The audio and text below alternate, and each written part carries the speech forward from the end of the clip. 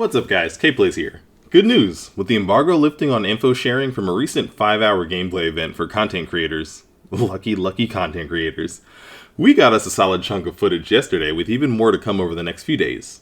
Even better news for followers of my channel specifically though, there was some good hunting horn footage mixed into the pile for us to go through. It's all with the metal bagpipes, which we've seen already in past gameplay, so unfortunately there won't be any new horns, songs, bubbles, or special performances shown just yet. From the looks of it, some of the play session that was allowed to be recorded was from the full game itself where players were able to craft their own gear, and then there was a curated chunk for showing off specific monsters that came with preset gear, hence all of the hunting horn usage all running the exact same horn. The more important factor here though is that this gameplay is coming from a build of the game where the weapon tweaks have already been implemented. That means that while we haven't gotten the full list of changes just yet, we can get a bit of a sneak peek of what's being adjusted for hunting horn. One of the first things that caught my attention in the beta was that our unsheathed movement speed was noticeably slowed down. I'm sure a lot of you saw that too. It's slightly harder to notice if you're playing in the echo bubbles consistently, but that's mainly because the speed up essentially just brought us back to the old norm. It's an odd change because hunting horn being a hefty weapon that's light on its feet has been a staple of it since it was introduced. The movement speed and evasion bubble partially remedies the slowdown, but you're not always going to be able to play perfectly in their AoE, and of course, they're also not the only bubble option. Fortunately though, this appears to have been reversed. The hunting horn users in yesterday's videos are all jogging around at a much more familiar pace, and when they activate the speed boost for the bubble, they are zooming just like you could in Iceborne, as it should be. Buffs are always nicer when they're actually buffs rather than a reset/compensation for a nerf. In my own playtime, I've run into moments where I felt like I should have been able to walk out of the way of a hit or into an opening for an attack, only to come up just a little short. So with our mobility restored, it'll be much easier to fall back on that old muscle memory for positioning. Now, we've mentioned the bubbles a few times, so that's a perfect topic to move on to next.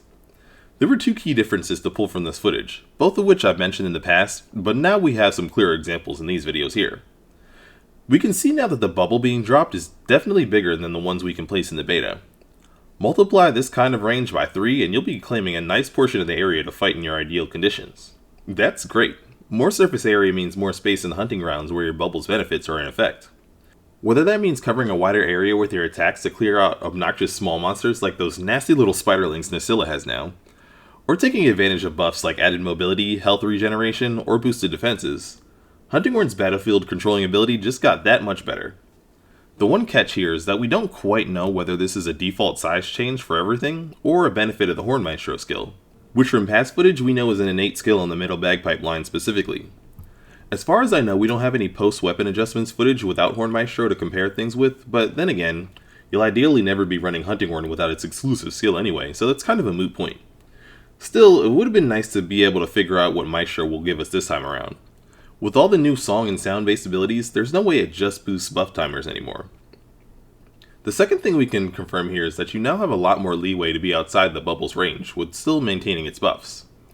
This hunter was able to get a pretty good distance away before the movement speed and evasion bonuses finally faded, which is something I'm very happy to see. With this bubble effect in particular, it would have felt contradictory to gain increased mobility but only while you're in a small combined area. Sounds weird, right? With this change on top of the increase in bubble size, you'll be less restrained when it comes to taking full advantage of that effect. While the other bubbles may not interact as uniquely with the basic conditions of our new ability, they'll all benefit from being able to stay in play for longer than 2 seconds outside of the radius too. Only the monster has to be in range of a bubble for you to benefit from the extra damage they give you, so this will allow for much more freedom in our positioning. And speaking of extra damage, there's a neat little detail about one of our new Echo Wave options. The one we are all excited to see gives us a dedicated tail cutting move besides the hilt stab.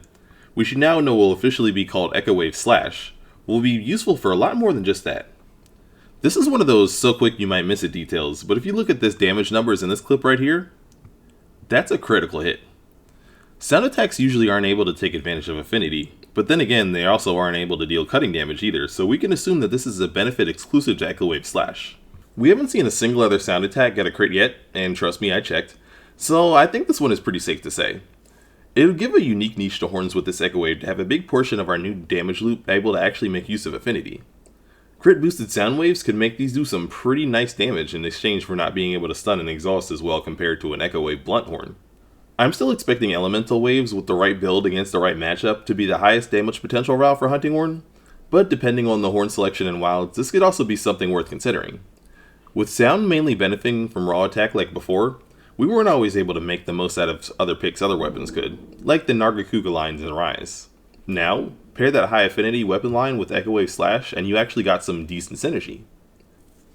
Finally, the last piece of info we got yesterday actually comes from a Japanese game news article. The translation and wording on this is a bit confusing, so bear with me here and take this with a grain of salt. I'll throw the text up on screen too for any of you that are able to read Japanese and understand this a bit better than I can. From what I can gather though, this gives us some more insight on how using two horns at once will work. Apparently, songs will be paired up on your slots with the song list.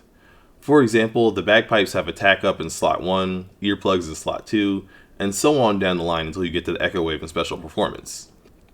Another horn might have something like wind resistance and defense up in those same slots.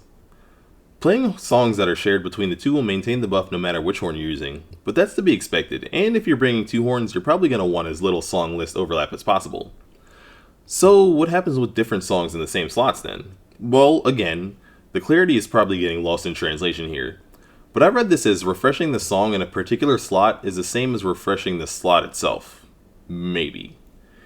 If, and that's a big if, this conclusion is accurate, this could either be really good for us or really unfortunate depending on how you take it.